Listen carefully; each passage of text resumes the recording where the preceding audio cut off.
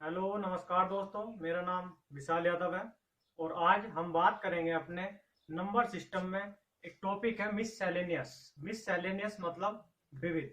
विविध क्वेश्चंस का मतलब भैया ये होता है, मिससेलेनियस का मतलब कि उसमें हर अगले नेक्स्ट क्वेश्चन पर अलग टाइप का क्वेश्चन मिलता है। तो जितने भी क्वेश्चन मैं आपको कराऊंगा 5, 10, 15, 20 वो सब आपके अब विविध क्वेश्चन होंगे।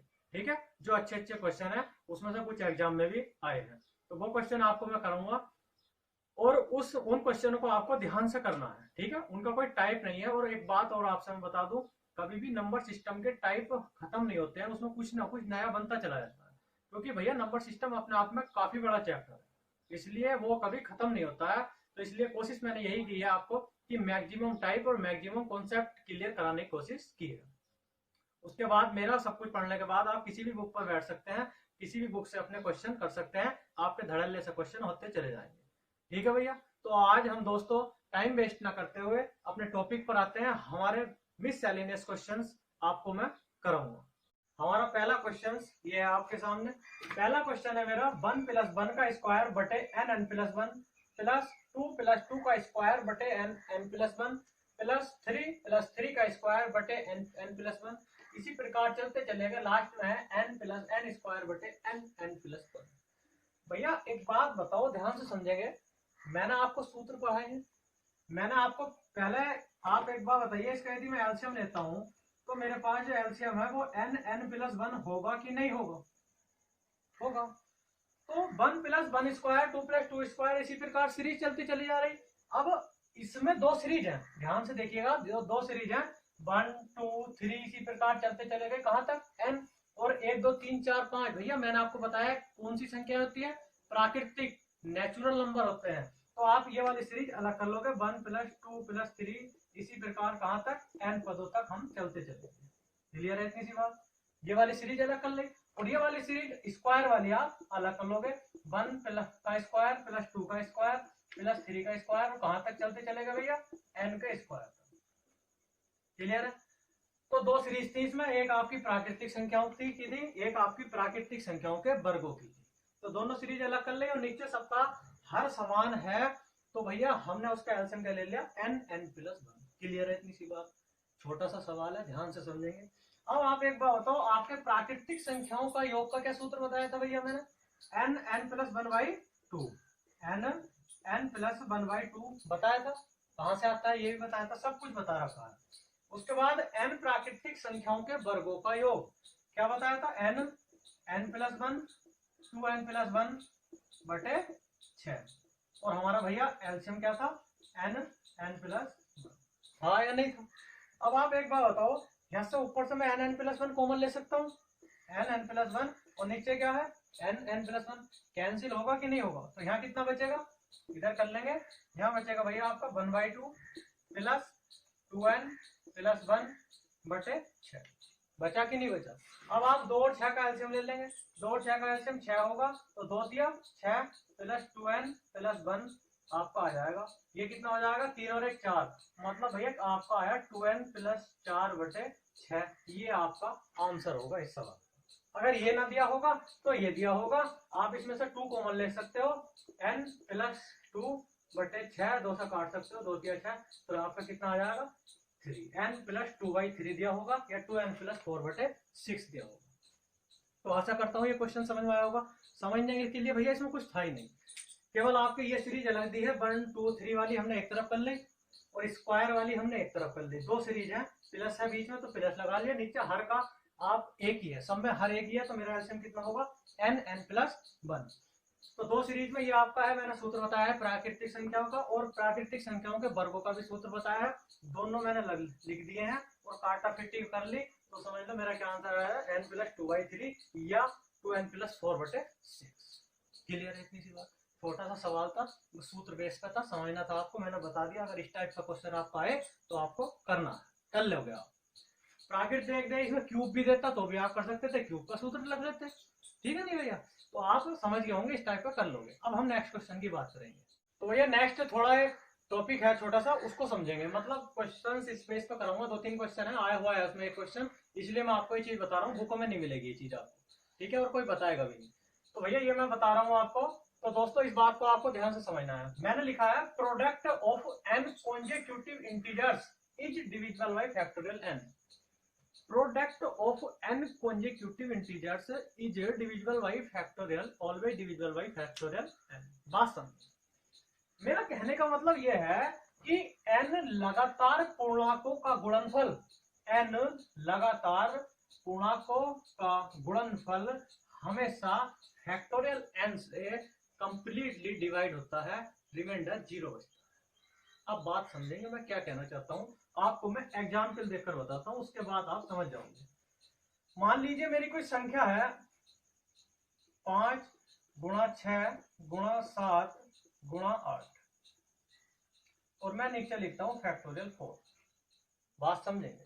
मैंने बताया है n लगातार पूर्णांकों का गुणनफल।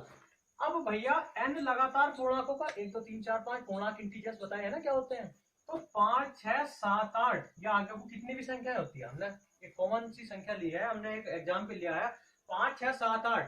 तो भैया ये आपकी लगातार संख्या है या नहीं है?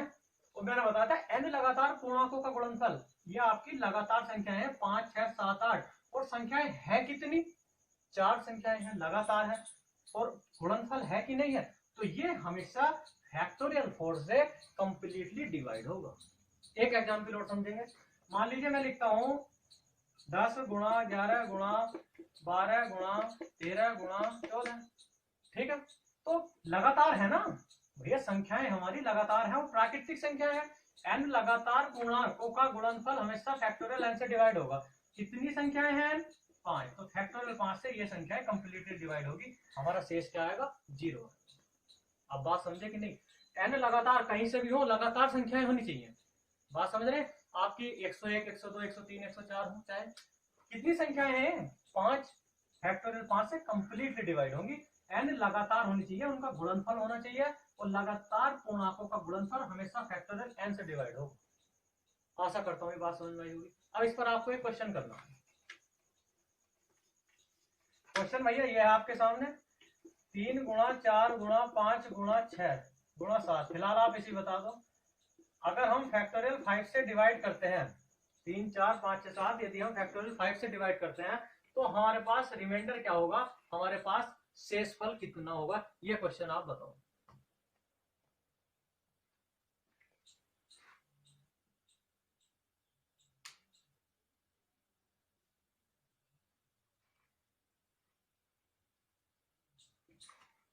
हो गया भैया, तो कर लिया होगा आपने। अभी मैंने बताया है n लगातार पूर्णांकों का गुणनफल हमेशा फैक्टोरियल n से डिवाइड होगा। अब 3 4 5 6 7 आपकी लगातार संख्याएं हैं, लगातार पूर्णांक है आपके, और कितनी संख्याएं हैं, n 5, तो हमेशा फैक्टोरियल 5 से कंप्लीटली डिवाइड होगी, तो मेरा क्या शेषफल आ जाएगा, 0 आ जाएगा। अब आप इसे समझेंगे, फैक्टोरियल 5 है तो भैया फैक्टोरियल 5 को मैं क्या लिख सकता हूँ, 5 गुणा 4 गुणा 3 गुणा 2 गुणा 1 लिख सकता हूँ कि नहीं। 5 से 5 गए, 4 से 4, 3 से 3, 2 3 6, मतलब कंप्लीटली कटा कि नहीं कटा, ये मत कहना 7 के 21 बचा, ये मत बोलना भैया 7 के 21 बचा। अगर मैं इसे गुणा करके काटता हूँ, 5 चौक 20 या 60 दूनी 120, मतलब 120 नीचे आता, और ये आपका इसमें 120 छुपा हुआ है कि नहीं है, 6 पंजे 30 चौका 120। मैंने बताया था अगर संख्या में जिस संख्या से डिवाइड करते हैं उसका मल्टीपल है तो वो कंप्लीटली डिवाइड होती है। मान लो कोई संख्या लिखता मैं 120 गुणा 500 और इसे 120 से डिवाइड करता हूं, तो आप ये मत कहिए 120 से कैंसिल हो गया, 500 बच गया। इस संख्या में 120 का मल्टीपल है, ये है 120 का मल्टीपल, तो ये कंप्लीटली डिवाइड होती है, तो रिमाइंडर कितना बचता है, 0। इसी प्रकार मैंने आपको काट के बताया है, ऊपर वाली संख्या में 120 का मल्टीपल है, नीचे फैक्टोरियल 5 का मतलब क्या आया, 120, और ऊपर वाली संख्या में 120 का मल्टीपल है, मतलब गुणा में 120 आता है, तो ये संख्या इससे कंप्लीटली कटेगी और आंसर क्या होगा, रिमाइंडर 0। आशा करता हूं समझ गए होंगे। अब जो क्वेश्चन इस पर एक आया था वो मैं आपको कराता हूँ। ये आपके सामने क्वेश्चन ये है, क्वेश्चन है मेरा x into x plus 1 into x plus 2 into x plus 3, इसी प्रकार चलते गए चलते चले गए। हमारा लास्ट में क्या दिया है भैया, लास्ट में हमारा दिया है x प्लस 98। क्वेश्चन आपका है x प्लस 1 x प्लस 2 ये सब गुणा में है, तो लास्ट में आपका दिया है कितना, x प्लस 98। अब आपको ये बताना है ये संख्या, ये आपका ऑप्शन है, किससे डिविजिबल है, किससे कंप्लीटली डिवाइड है, कौन सा इसमें आंसर है। अब आप एक बार बताओ, x प्लस 1 x प्लस 2 चलते चले गए, कहां तक जा रहे हैं, x प्लस 98 तक। बात समझ में आ रही? तो ये वाली कितनी संख्याएं होगी? ये हमारी 99 संख्याएं होंगी कि नहीं होंगी? अगर मैं लिखता हूँ x x plus 1 x plus 2 तो कितनी संख्याएं हो गई? 3 हो गई। लेकिन यहाँ तो 2 ही आ रहा है, तो ये वाली संख्या भी तो है, तो इसको भी तो ऐड करोगे तो 98 तो आपकी ये हो गई। ठीक है भैया। और एक x हो गई, तो टोटल कितनी संख्याएं हो गई? 99 हो गई। मैंने अभी बताया था अगर अब मुझे नहीं पता ये संख्या 1 से स्टार्ट है कि 10,000 से स्टार्ट है, कहीं से भी स्टार्ट हो, x की जगह जो रखोगे, मान लो 101 रखता हूँ, तो अगली 102 ही तो बनेगी, फिर 103 ही तो बनेगी। बात समझ रहे कि नहीं? चाहे हमारा x की जगह कुछ भी हो, लेकिन वो लगातार संख्याएं तो हैं, लगातार पूर्णांक तो हैं। और मैंने बताया था यदि n लगातार पूर्णांकों का गुणनफल है, हमेशा फैक्टोरियल n से डिवाइड होगा। तो संख्याएं कितनी है भैया? 99 है लगातार। तो ये वाली संख्या हमेशा फैक्टोरियल 99 से डिवाइड होगी कि नहीं होगी? बताया था ना अभी। तो ये पूरा हमारा फैक्टोरियल 99 से डिवाइड होगा। तो ये वाला भी ऑप्शन है, ये तो देखते लगा दिया आपने। लेकिन एक बात बताओ, अगर 99 को खोल लोगे, ओपन करोगे, तो 99 गुणा 98 गुणा 97 इसी प्रकार 1 तक गुणा चलते चले जाओगे कि नहीं? तो भैया उसमें 98 भी आएगा, आएगा कि नहीं? अब 77 है तो भैया 77 भी आएगा। तो क्या मेरा ऑप्शन ये नहीं होगा ऑल? तो मेरी ये वाली संख्या सबसे कटेगी, तो मेरा क्या आंसर होगा? ऑल, मतलब सबसे कटेगी। आशा करता हूँ इतनी सी बात समझ में आ गई होगी। दोबारा समझेंगे। ये मेरी संख्या 98 से x प्लस 1 से कितनी होगी? 98, 98 और एक ही x है, तो 99 संख्या हो गई। अब चाहे आपका x की जगह कुछ भी है, कितनी भी बड़ी छोटी संख्या है, लेकिन भैया x की जगह आप जो रखोगे तो चलेंगी तो आपकी नेचुरल नंबर ही चलेंगी, तो आपकी लगातार ही 101 रखते हो इसकी जगह, फिर 102, 101 प्लस 2 103, 101 प्लस 3 104, तो लगातार ही तो संख्याएं चल रही। मैंने बताया था n लगातार संख्याओं का गुणनफल हमेशा फैक्टोरियल n से डिवाइड होगा। तो संख्याएं है कितनी? 99, तो फैक्टोरियल 99 से आपकी डिवाइड हो जाएगी। और 99 को जब ओपन करोगे तो 98 भी उसमें आएगा, और भैया 77 भी उसमें आएगा। और तो इसलिए मेरा क्या आंसर है? ऑल। क्लियर है? तो भैया आपके सामने क्वेश्चन मेरा नेक्स्ट ये है, ध्यान से समझेंगे। अच्छा क्वेश्चन है, अच्छे लेवल का क्वेश्चन है, तो ध्यान से समझेंगे, करिए। जिसको आता है वो करिए, और जिसको नहीं आता वो समझिएगा। मेरा क्वेश्चन है 64,329 को एक संख्या से विभाजित किया जाता है। मुझे नहीं पता वो क्या संख्या है, उस संख्या से विभाजित किया जाता है। और आपको पता होना चाहिए जिससे विभाजित करते हैं, जिससे भाग देते हैं, वो आपका क्या होता है? भाजक होता है। मैंने बता रखा है, भाज्य बराबर भाजक गुणा भागफल प्लस शेषफल, सब कुछ बता रखा है। तो जिससे डिवाइड करते हैं वो क्या होता है? भाजक होता है। विभाजित किया जाता है, फिर 3 लगातार शेषफल 175, 114 और 213 है, तो भाजक क्या होगा? मतलब इस संख्या को किससे डिवाइड किया गया है जिससे 3 लगातार शेषफल ये आए। तो बात समझेंगे। कोई संख्या है मेरी, मुझे नहीं पता, मैं उसे 64,329 को भाग देता हूँ उस संख्या से। ठीक है, तो पहला जो शेषफल बचा वो कितना बचा मेरा भैया? 175। फिर जो दूसरा शेषफल बचेगा वो कितना बचा आपका? 114। और तीसरा जो शेषफल बचा वो कितना बचा? 200। अब बात समझेंगे मैं क्या कहना। एक एग्जाम्पल ले लेंगे पहले अलग से। यदि आप 7 से 18 को भाग देते हैं, और मैंने कहा कि आपका जो शेषफल है वो भैया 4 बचा, तो आपने 18 में से 4 घटाया तो कितना आया? या आप डायरेक्ट ये कहते हैं 7 दूनी 14, तो कितना शेषफल आया? 4 आया। बात समझेंगे। 7 दूनी 14 तो कितना शेष बचा? 4। या आप इस बात को बोल दो, मैं कहता हूँ शेषफल आपका 4 बचा, तो मैं बोलता हूँ कितनी बार पढ़ा गया, क्या संख्या आई है? तो आप कहेंगे कि जो है 18 में से 4 घटा दो, तो 18 में 4 के 14, मतलब 7 दूनी 14। बात तो एक ही। तो मैं क्या समझाना चाहता हूँ, उस बात को समझेंगे। आपका जो शेषफल बचा वो कितना होगा? 175। अब मान लीजिए कोई आपको भाजक देता, तो वो कितनी बार पढ़ाया जाता कि वो यह संख्या आती, तो शेषफल 175 बचता। लेकिन या यदि मैं 643 में से 175 घटा दूं, 13 में से 5 गए 8, यहाँ कितना बचा भैया? 3, 13 में से 7 गए 6, यहाँ कितना बचा? 5, 5 में से 1 गया 4, तो ये 468 नहीं आएगा। 643 में से 175 घटा दोगे या किसी संख्या से भाग देते, तो 643 में पाड़ा पढ़ते, उसको कितनी बार भी पढ़ते तो 468 आता, तो अभी तो शेषफल 175 बचता। लेकिन अगर 175 शेषफल बचा है तो मैंने उस संख्या में से ये घटा दिया, तो यहाँ जो संख्या आएगी वो शेषफल को घटाने के बाद ही तो आएगी। इतनी बात समझ में आती है कि नहीं? फिर नेक्स्ट चलते हैं भैया, कितना शेषफल बचा? 175। मैंने क्या उतार लिया है? 2 उतार लिया। ठीक है, तो जब मैंने 2 उतारा तो भैया वो कहता है नेक्स्ट जो शेषफल था वो कितना? 114। तो आप या तो इस संख्या में से 114 घटाओगे तो यहाँ संख्या तभी तो आएगी, या जो संख्या आती उस 1752 में से वो संख्या घटाते तब शेषफल 114 बचता। तो मैंने घटाया तो आपका 12 में से अगर 4 गए 8, यहाँ 4 बचे, 4 में से 1 गए 3, 7 में से 1 गए 6, और भैया यहाँ 1 बचा। तो 1752 में से आपने 114 घटाया तो कितना बचा? 1638 बचा। ठीक है, फिर नेक्स्ट बात करते हैं भैया। नेक्स्ट आपने यहाँ 2 उतार लेते हैं, यहाँ कितना उतार लेंगे 9, और जो आपका शेषफल बचा था तीसरा वो कितना था 213। क्लियर? तो आपने इस संख्या में से ये घटाओगे तभी तो यहाँ वो संख्या आएगी। तो 9 में से 3 गए 6, 4 में से 1 गया 3, 11 में से 2 गए, तो आपका कितना आया 936। या तो आप जिस संख्या का पहाड़ा पढ़ते उसका कितनी बार पढ़ते तो आपका 468 आता, तो शेषफल 175 ही तो बचता। लेकिन उसने 468 संख्या न देख के शेषफल दिया है, तो यदि मैं 643 में से 175 संख्या घटाऊंगा शेषफल, तो 468 यहाँ वाली संख्या ही तो आएगी। अरे इतनी बात समझते हो कि नहीं समझते? वो कहता है भाजक बताओ, तो 468 और 1638 और 936, तो क्या आप एक बार बताओ इसका जो एचसीएफ होगा वो हमारा भाजक होगा कि नहीं होगा? बात समझेंगे मैं क्या कहना चाहता हूँ? जो ये मेरी कंप्लीटली संख्याएं कटी हैं, 468 पूरी पूरी बार कटेगी, 1638 पूरी बार कटेगी, 936 कंप्लीटली कटेगी, जो मेरा भाजक होगा यहाँ, तभी तो ये शेषफल बचे हैं।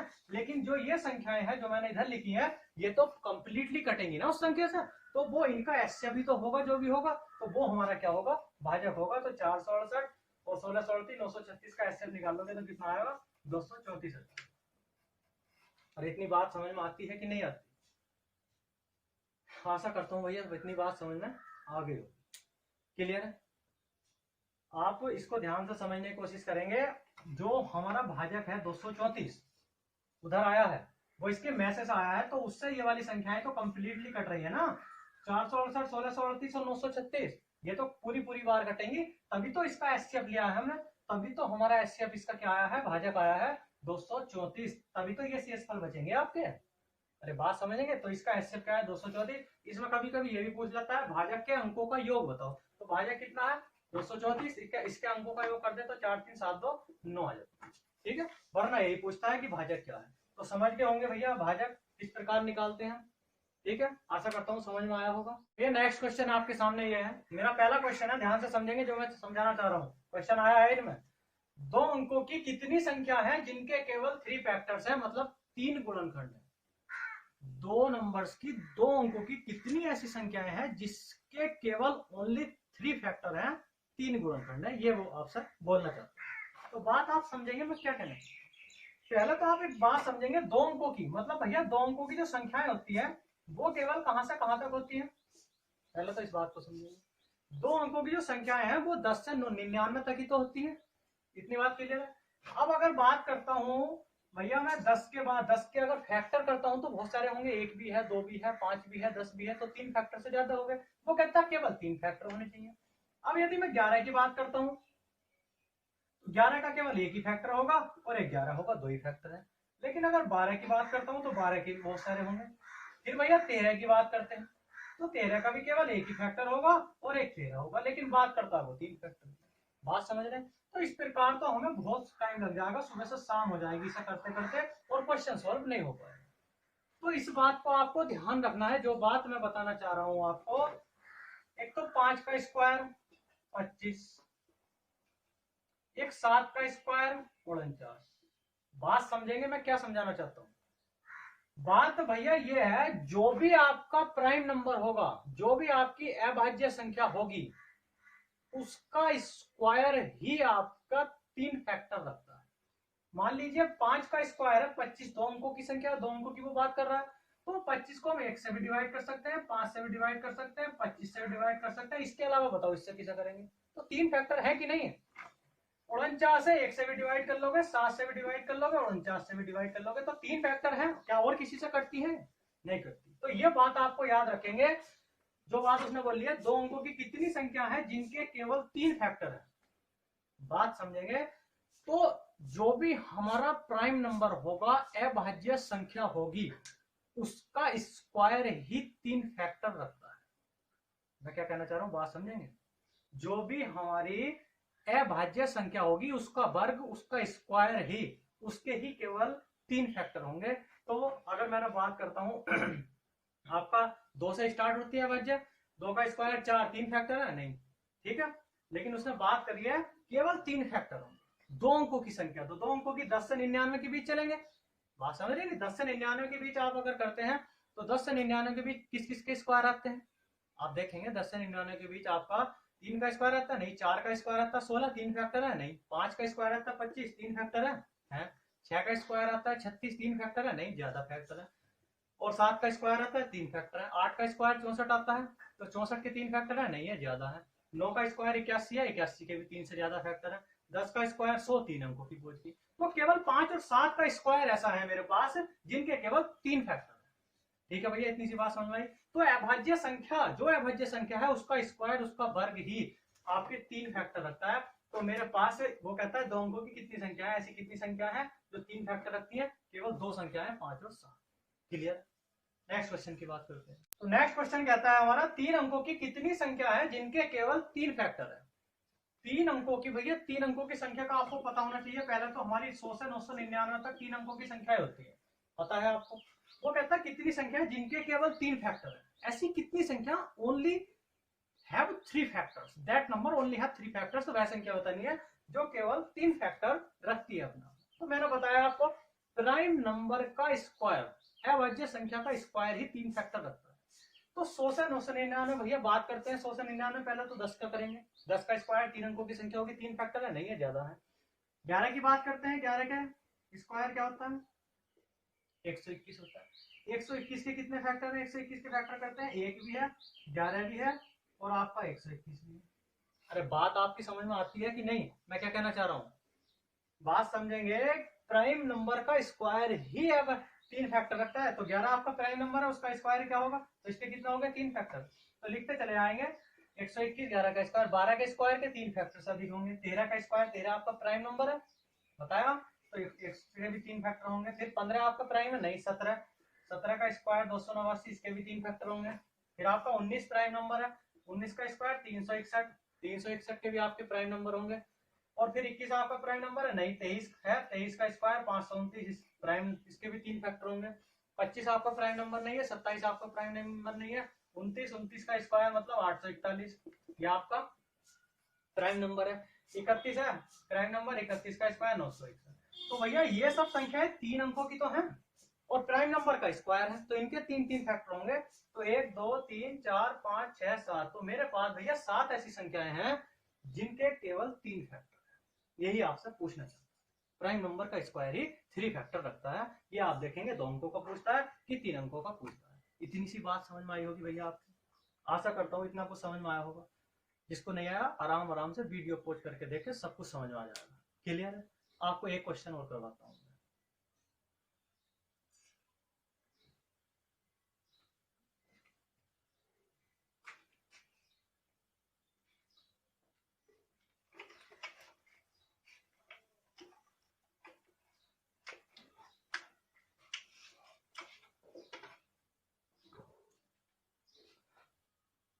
तो भैया आपके सामने क्वेश्चन ये है, क्वेश्चन है मेरा 3 संख्याएं अंक गणितीय श्रेणी में है जिनका जोड़ 30 है और गुणनफल 910 है और वे संख्या एपी में है। पहली बोल रहा है उसने अंकगणितीय श्रेणी में है, मतलब एपी में है। मैंने आपको अरिथमेटिक प्रोग्रेशन बताई है समांतर श्रेणी में, उसका मतलब है अंकगणितीय श्रेणी में है, एपी में है। एपी मतलब समांतर श्रेणी में है वे संख्याएं। तो आपको बड़ी संख्याएं बतानी है। बड़ी संख्या क्या है?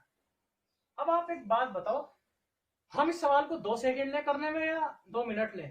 मैं तो 2 सेकंड लेता हूं, पहले 2 सेकंड वाला समझ लेते। मुझे 910 को देखते ही एक बात पता पड़ती है कि 7 ढाई 70 और 13। 910 को एक बात देखकर पता पड़ती है, मुझे देखते ही एक बात पता पड़ती है, नंबर्स की नॉलेज बहुत जरूरी है इसलिए।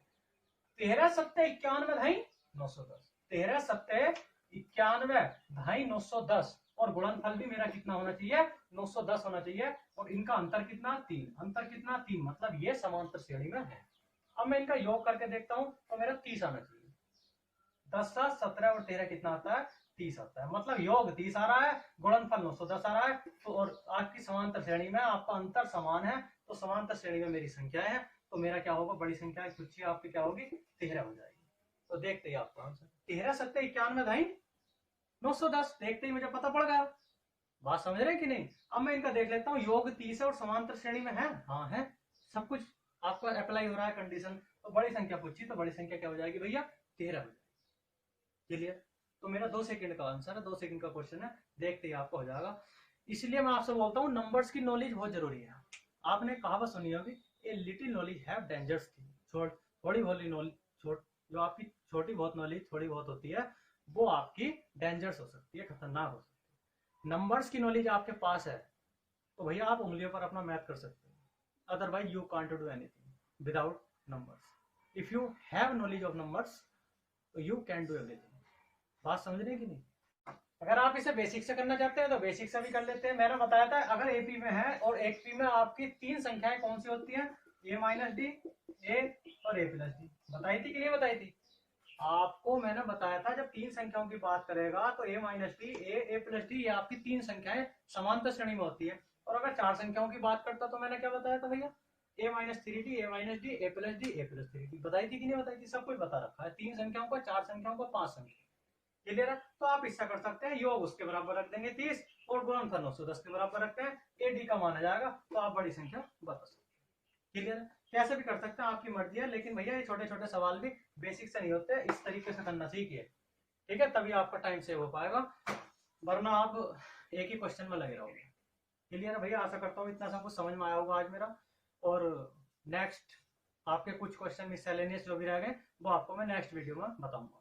ठीक है? आज के लिए इतना ही काफी है, कल मिलते हैं नेक्स्ट वीडियो। Okay bye.